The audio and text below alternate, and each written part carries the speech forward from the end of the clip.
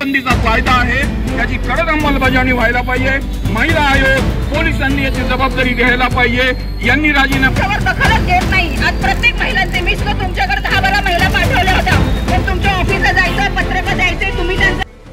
वैष्णवी हगवानी की मौत ने पूरे जिले में कई मुद्दों को सामने ला दिया है। इस संदर्भ में दहेज को राजनीतिक प्रतिष्ठा नहीं मिलनी चाहिए तथा दहेज उत्पीड़न के विरुद्ध सख्त कार्रवाई होनी चाहिए। वैष्णवी को न्याय मिलना चाहिए, यहाँ आम आदमी पार्टी के आंदोलन की मांग है।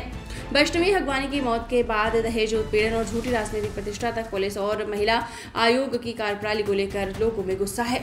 इस पृष्ठभूमि में आम आदमी पार्टी महिला अघाड़ी द्वारा रात दोपहर गुडलक चौक कलाकार कट्टा के पास एक जोरदार विरोध प्रदर्शन किया गया, जिसमें मांग की गई है कि दहेज को राजनीतिक प्रतिष्ठा नहीं दी जानी चाहिए, दहेज उत्पीड़न से खिलाफ सख्त कार्रवाई की जानी चाहिए और वैष्णवी को न्याय मिलना चाहिए। ये तो शर्मनाक है कि पुणे में कुख्यात मंजूश्री शारदा हत्याकांड 45 साल बाद घरेलू हिंसा के खिलाफ कानून बनने में 20 साल बाद भी महिलाओं को दहेज के लिए परेशान किया जा रहा है और आत्महत्या करने को मजबूर हो रही हैं। इस मामले में दोषियों के विरुद्ध सख्त कार्रवाई की जाने की आवश्यकता है।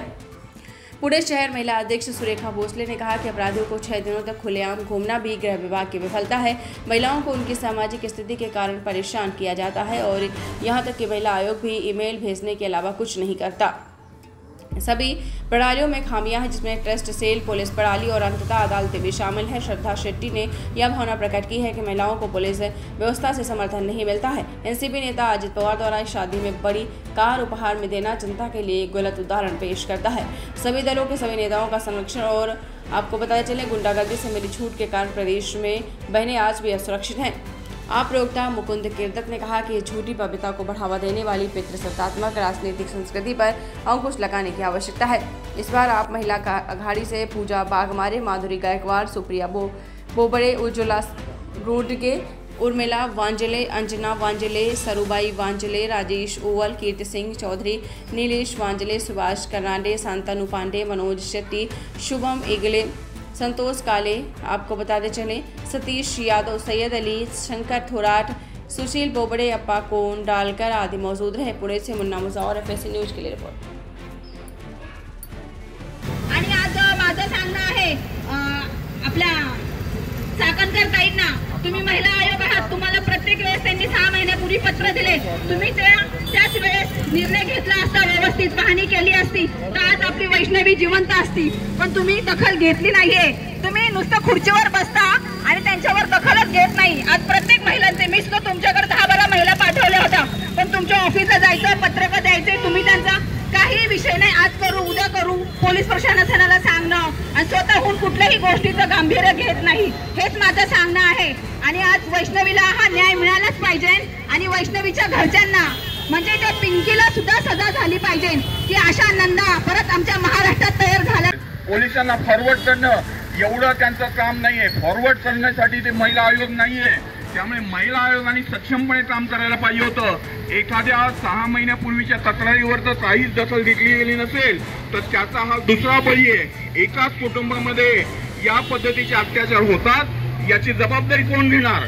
त्यामुळे आमची आम आदमी पार्टीची मागणी निश्चितपणे अशी आहे की या वैष्णवीला न्याय मिळाला पाहिजे। या महाराष्ट्रातली हुंडाबळीची प्रथा आज जवळजवळ मंजूश्री शारदा नावाचं पुण्यामधलं एक प्रकरण झालं होतं। बरोबर 40 वर्षापूर्वी या पद्धतीने ऍसिड देऊन एका मुलीला मारलं गेलं होतं। तेव्हापासून महिला संघटना वेगवेगळ्या पद्धतीने आंदोलन करतायत। आज 40-50 वर्षानंतर सुद्धा अजूनही हुंडाबंदीच्या विरोधामध्ये आपल्याला लढायला लागतं। हे महाराष्ट्राचं ज्याला आपण पुरोगामी म्हणतो, या फुलेंचं हे गाव आहे, त्या गावासाठी लज्जास्पद आहे आणि त्यामुळे हा इथला जो हुंडाबंदीचा कायदा आहे त्याची कडक अंमलबजावणी व्हायला पाहिजे। महिला आयोग पोलिसांनी याची जबाबदारी घ्यायला पाहिजे, यांनी राजीनामे द्यायला पाहिजेत। यांचे सर्व पदाधिकारी आहेत, यांचा जे हिस्ट्री आहे ती तपासली जायला पाहिजे, यांना मान्यता देता कामा नये अशी आमची स्पष्ट मागणी आहे। आम आदमी पार्टी महिलांच्यासाठी सक्षमीकरणासाठी सातत्यानं काम करत आलं। दिल्लीमधलं निर्भया प्रकरण असेल तिथपासून आम्ही हा फॉलोअप करतोय आणि महाराष्ट्रात सुद्धा आम्ही महिलांच्या सक्षमीकरणासाठी 100% उभं राहू। यासाठी शासनाकडे महिला आयोग आहे, यासाठी शासनाकडे भरोसा सेल आहे, यासाठी शासनाकडे विविध कायदे, कौटुंबिक अत्याचाराचा कायदा आहे। सर्व कायदे असताना सुद्धा या पद्धतीची जी सूट या सगळ्या आरोपींना, सगळ्या दोषींना मिळते आहे, याचं कारण म्हणजे इथलं राष्ट्रवादी आणि भाजपचं जे सरकार आहे ते याला कारणीभूत आहे. यांनीच ही दबंगगिरी जी आहे ही महाराष्ट्रात राबवली. महाराष्ट्रात आज कुठलाही राष्ट्रीय नेता अजितदादांच्या हाताने फॉर्च्युनर देतो आणि तो हुंड्याचा फॉर्च्युनर असतो, हुंड्यामधली फॉर्च्युनर असते, हे अजितदादांना चालतं. आणि अजितदादा म्हणतात माझा काय संबंध. माझा काय संबंध म्हणजे ज्या व्यक्तीला तुम्ही मान्यता देतात तो तुमच्या पक्षाचा नेता आहे, त्या पक्षाला तुम्ही मान्यता देतात, त्या व्यक्तीला तुम्ही मान्यता देतात, त्याला समाजात प्रतिष्ठा देतात. अशा पद्धतीच्या हरवणे फॅमिलीला प्रतिष्ठा देण्यामध्ये राष्ट्रवादीचे सरकार आणि त्यांचे सर्व नेते पुढे आहेत. त्यामुळे राष्ट्रवादी असेल, भाजप असेल, सर्व नेते ज्या पद्धतीने या पद्धतीची दबंगगिरी चालवत आहेत, मग ते कोथरूडमध्ये कोयता गँग असेल किंवा लोकांवरचे अत्याचार असतील, त्याबरोबर त्या लाच लिहिणं असेल, त्याबरोबर दडपशाही करणं असेल, हे सर्व प्रकार या सरकारच्या काळात चालू आहेत. आणि याच्याच विरोधामध्ये आम्ही असं म्हणतोय की हुंड्याला एका अर्थाने राजकीय मान्यता मिळून हे देत आहेत, त्याला बंदी आणली पाहिजे.